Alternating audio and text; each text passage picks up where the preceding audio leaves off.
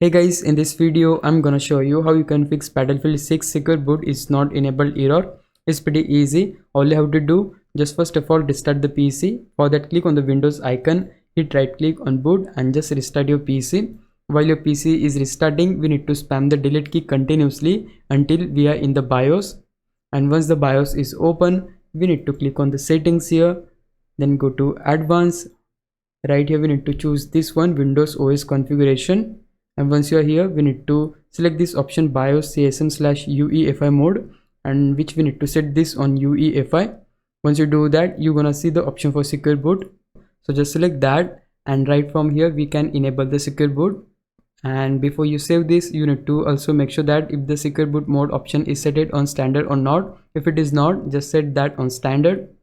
Now to save the settings, just click on this cross icon and just select this on yes. Now your PC will restart, and once it is done you can relaunch your game and it should work now. So yeah, that's pretty much of it. If you found this video helpful, please leave a like, subscribe the channel. I'll meet you in the next one. Bye bye.